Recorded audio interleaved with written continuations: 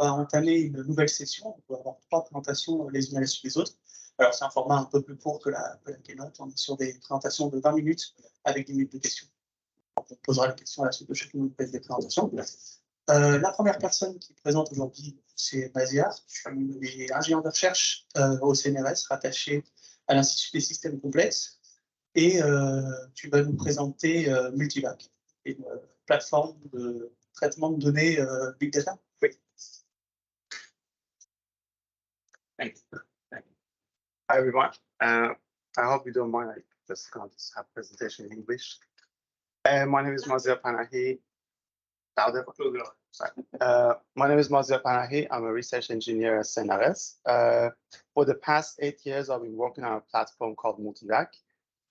It was initially launched in 2015, officially. From the beginning, I want to be data-centric, so it loves data. Today, hosts around 360 billion documents. You have web pages, you have tweets, you have statistics about projects like Wikimedia. I'll go through them slowly to show you how it works. When you have data, you do have to offer people APIs so they can access your data.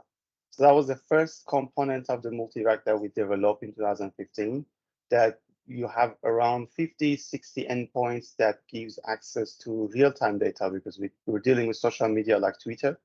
You have projects for climate, politics, scientific papers coming like Puppet every day. We're updating them. So you have APIs that scientists are using it. We were using it to build dashboards. And the second thing we did was using the same APIs and creating interactive visualizations, right? So we have dashboards for the people who don't code, but they would like to get some insights from the data, and they're real time, so they were logging in. Some of them are private, some of them are public. And then the scientists themselves, they start using the API to build their own visualizations. Some of them were hosting it publicly, some of them were doing it for themselves just to push their own scientific research. What's behind it is a very simple diagram that you have your flux of data sources coming in. One by one, everything went dark, it's a bit bright so you can't see. So the Twitter is the last man standing of all the data we could have crawled from the internet legally. We had Instagram, they closed it. We have Facebook, they closed it. We have Telegram, closed it. We had Foursquare, just went out of business. It turned into a different business, actually. And so Twitter was the last thing we were crawling, coming every day, looking into opinion of the people in real time. And we have different projects like it's not like 1 or 2 projects that you can have a very constant pipeline saying this is how it starts and this is how it ends. So what you do with the data counts for climate is different than what you do with the data that counts for politics. Politics are French, climates are multilingual. For climates, you would like to go and crawl the links inside the tweet so you can have more content, so you can have a little bit more of feeding and more text into your natural language processing pipeline. So you're doing that forever, especially back in 2016. The tweet was like 128 characters, 240 characters. It still was very small to decide what it's supposed to be, right? So these are the different pipelines that you have jobs, and you have different pipelines that the data comes in every day. And quickly you realize now you have APIs, you have visualizations, and you need to be able to auto-scale every piece of that architecture you have, right? So the jobs that they were going crawling websites, the jobs that they were going to clean the data, some pipelines were actually going extracting keywords. So, I mean, when you could extract keywords on the fly when the data comes in, it's better than waiting and then doing it all the way at the end when someone's querying something and you're dealing with millions of data, right? So let's just do it right now. Let's just extract entities, extract keywords, and attach it to the tweets, so we can even aggregate it later on, right? That would be much feasible. And then you realize you also have to be highly available, right? So one machine goes down, this fails, stuff happens in IT. You don't want to lose the data that comes in. That's the first thing that you don't want to lose. The second thing is that you have people relying on your APIs and relying on your visualizations. They're being accessible publicly. So we don't want to be unreachable and unreliable as a service.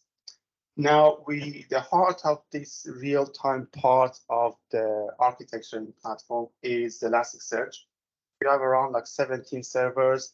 It hosts around 7.5 billion documents that are being used mostly by those endpoints and APIs. And it's real time, so you can have a full text search. People come with really long queries of, I want this, and this, or this, but not this. So you have like a very nice logical queries that you can search through the data.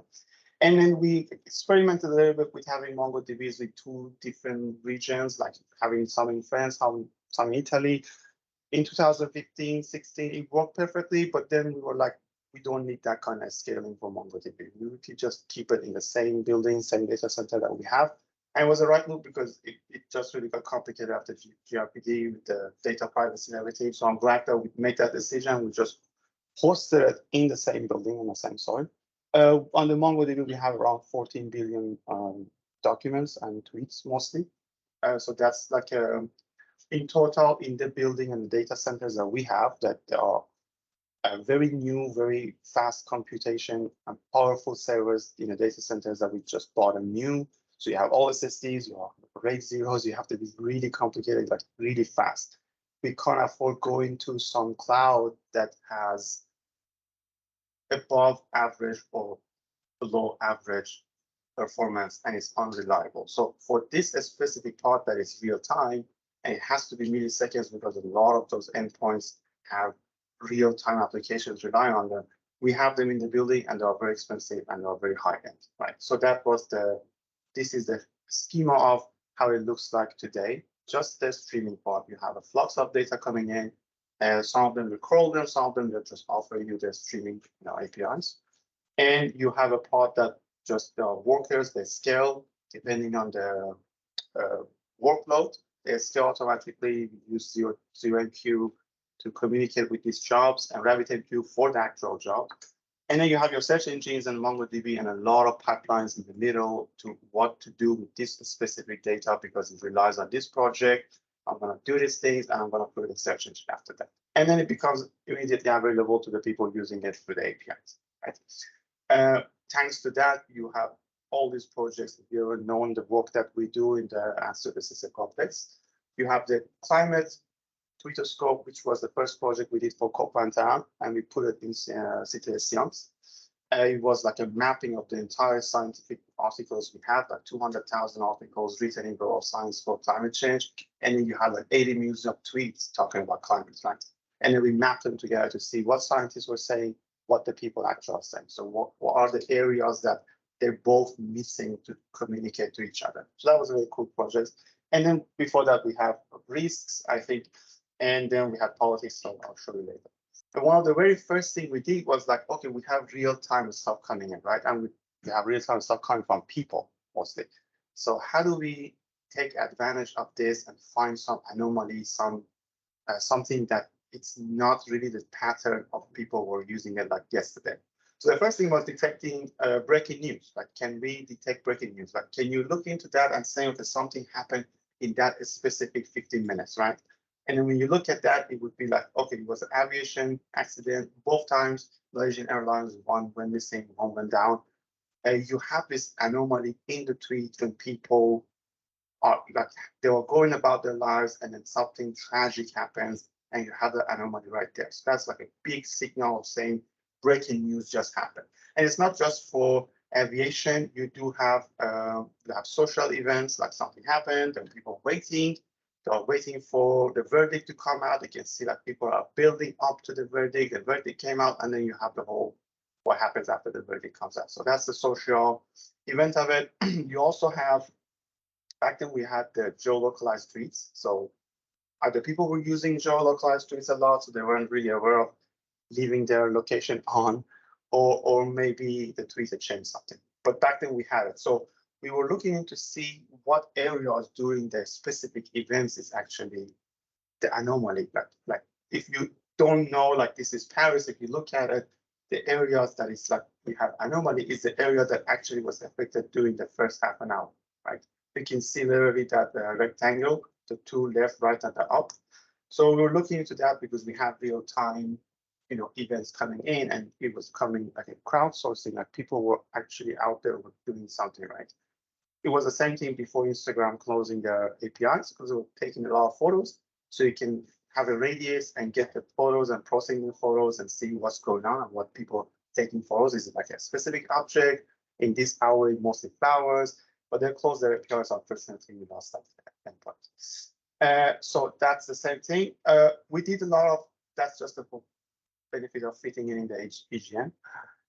We did some cartography based on the tweets and the locations. For us, the movement was very interesting. Like if you recognize that's chrono, if you recognize that gap chrono, you have like 2 points that are very bright, and in the middle there's nothing. So that's the station people don't tweet, or when they tweet, they don't have geolocalizing tweet. But when they come out of the station from both ends, the entrances, they start tweeting, right? Back then they were tweeting and then like they had Instagrams, the Twitter was connected to Instagrams, they had Foursquares, they were checking in, right, becoming the mayor, and they were automatically tweeting on Twitter. So you had a lot of geolocalized services that are using Twitter to tweet at the same time. And so we benefited from that, and we still have those historic data if anyone's interested. But that wasn't enough. So you have data, you give it to the scientists, and at some point they come and say, I would like to have 50 million tweets for this project. You can't use APIs for that. You can't, first of all, you can't sit and just collect 50 millions. That's a lot of pressures on search engines and databases. We can't have it like manually making a dump and giving it to you. There are data privacy involved. You can't share it with the non-scientific people. So FTP, that's just gone. You can't just put it out there and say, go get it.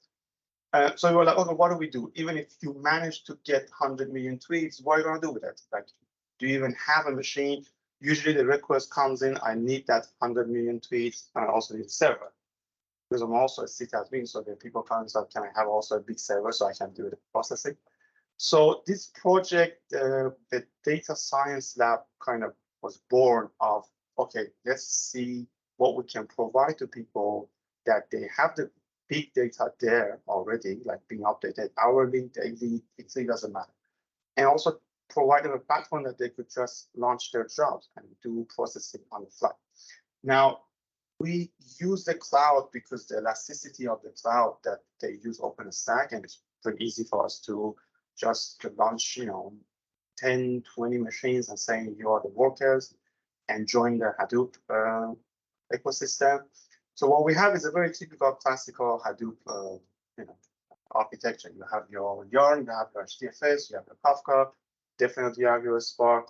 And this thing is connected to the real time because every day there are jobs going off, taking data from the search engines, from all that real time stuff, and putting it on Hadoop. And in the process, because now we're in the Hadoop, we get to compute that data before the scientists saying, I would like to do it. So we would do it on their behalf. So we're cleaning them, we're changing them, transforming them, we extract what we need to extract.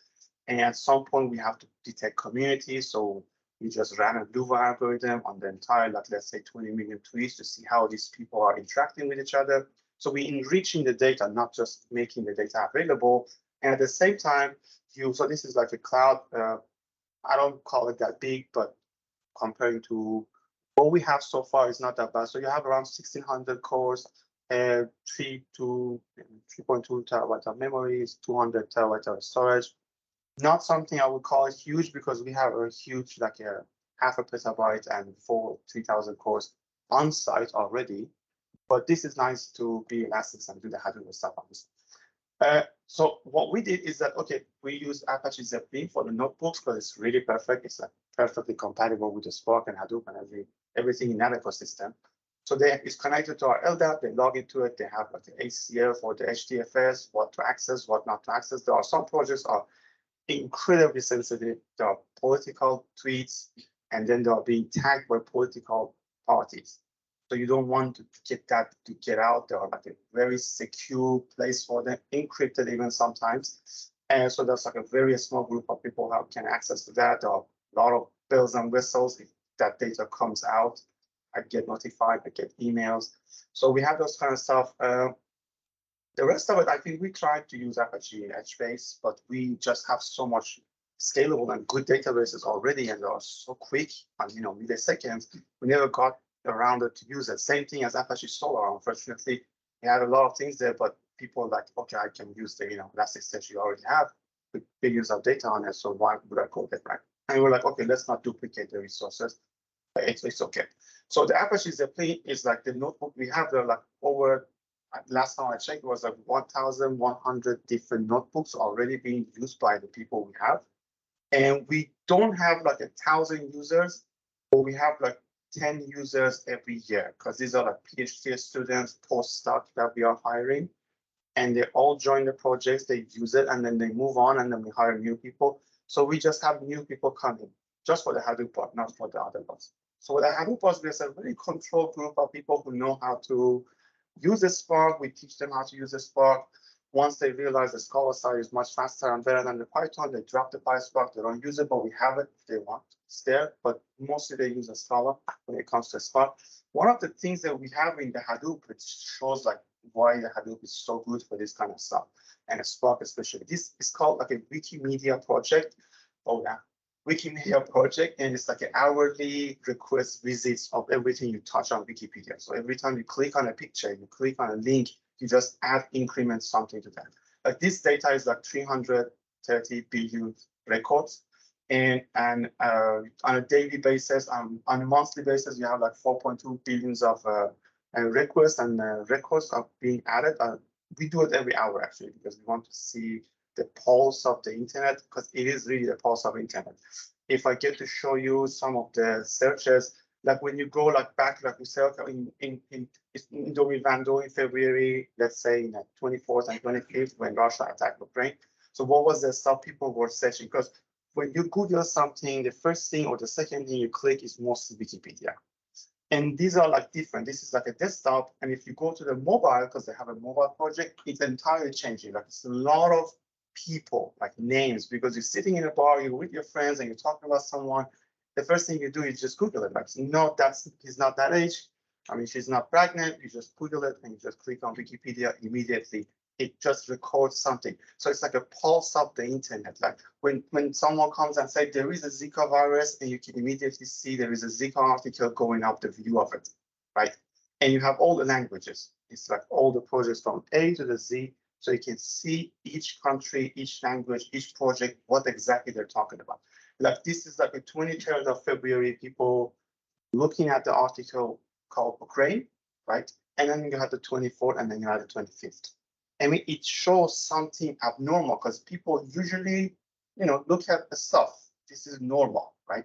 But going 3 times, 4 times, that's abnormal. So you can immediately see that something's happening about Ukraine, right? So that's the point. And I just want to say, if you use Hadoop and Spark, it's like took like 24 seconds to go and look into that 330 billion rows of data and coming back quickly and giving you the answer. Right, so I'm going to fast forward to some of these projects. I have 5 minutes left. The NLP stuff, yeah. So I'm leading the team behind a library called Spark NLP. It's a native extension of a Spark ML. You can wrap a lot of stuff around the UDF, but you are doubling the memory. You're slowing down serialization, deserialization to the JVM. You're losing the garbage collection. It's not something you would love to, scale tens of millions of stuff, right? I mean, sometimes it is what it is, but if you have access to the native, why not? This library is being downloaded so far 62 million times on a PyPy. It's entirely written in Scala, natively scaling a Spark. In the last 3 years of surveys, it's the #1 NLP being used in enterprise. I mean, it's not that surprising. You have JVM, you have Spark, you have Hadoop, you have all the heavy hitting tech stack that people have been using for over a decade. So it's a trusted, trusted tech that people in enterprise would like to bet their money on, and knowing that it's not going to go down. So much so that we are in Java, 17, 19, and people in enterprise are still using Java 8. So these are like really trusted, technologies. So you have so many models, so many LLMs, so many transformers going on here. So I'm going to fast forward through that again. And what we did is that we went to we have this project called Underbound and Forget About. So you have so much text and people talking about so many things, and you want to process them. So we could have just processed them easily on any single machine. So we had this Spark NLP.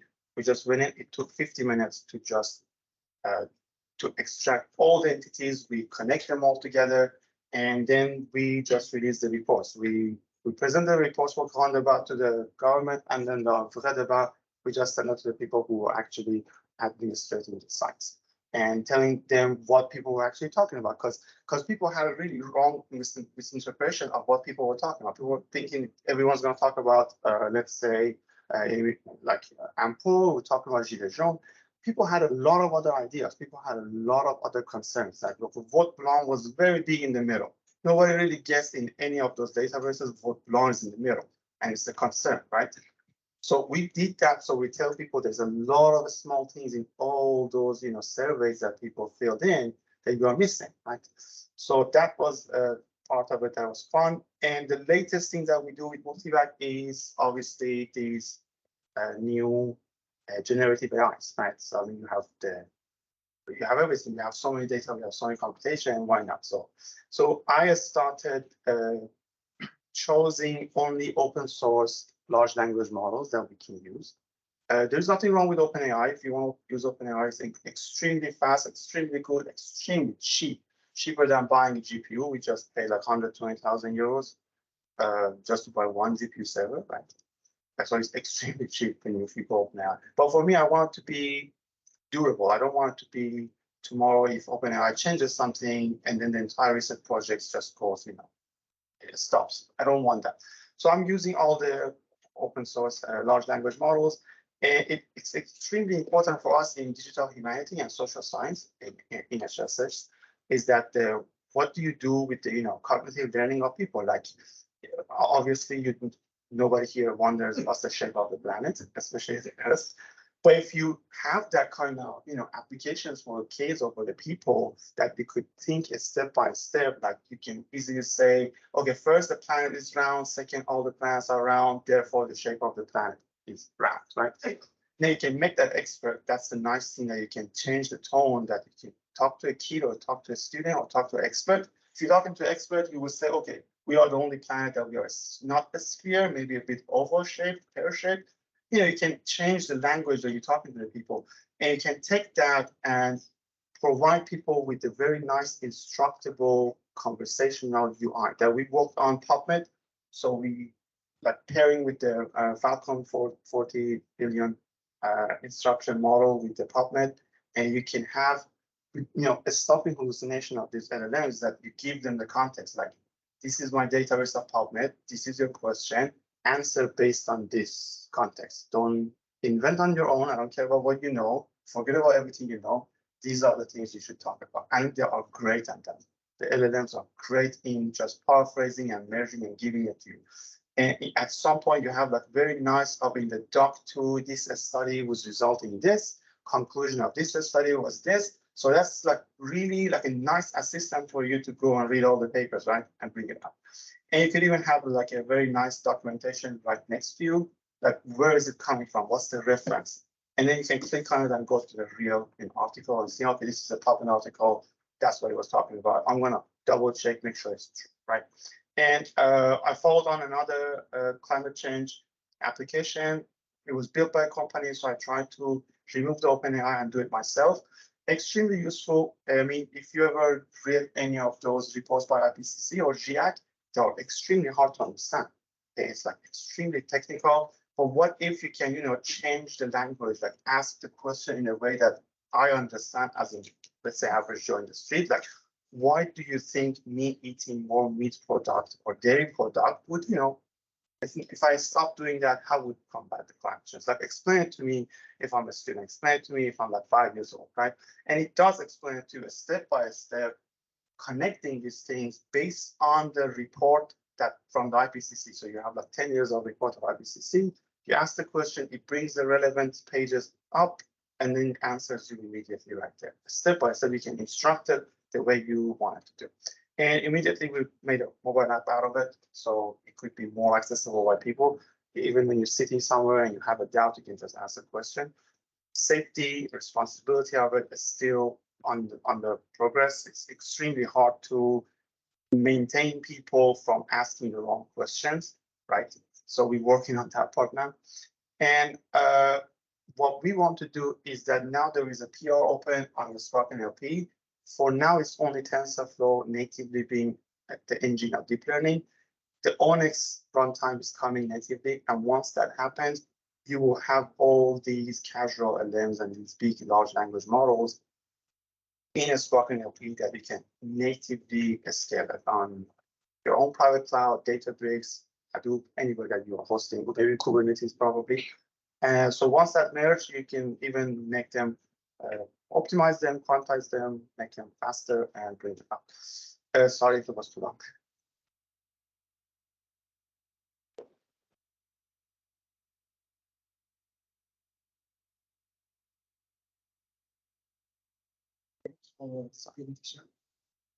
Any question? The audience? In French, or English or French? I don't know.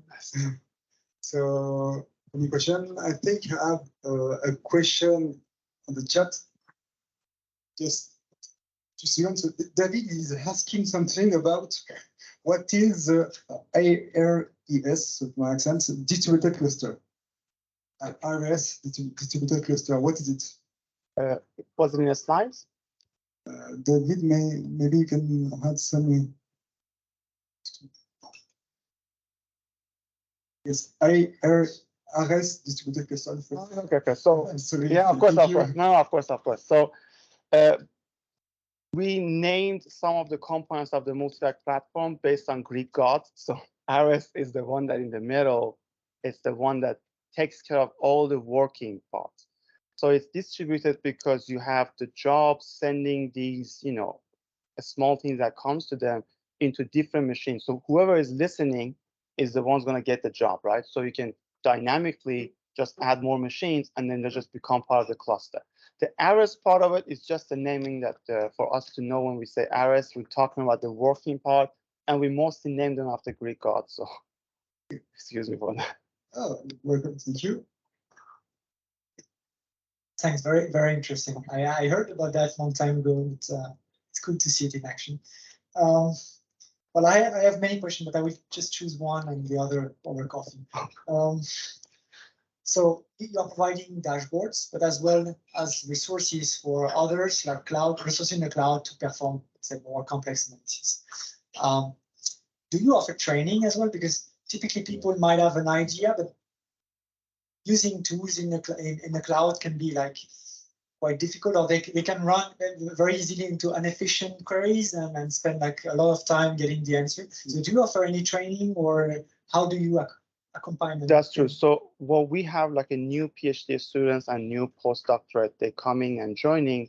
I usually work with them very closely. So every time they have a query and a Spark that doesn't work, I look into the Spark UI, I explain them, they didn't repartition it well. You have to don't cache it here. The caching is counterintuitive, right?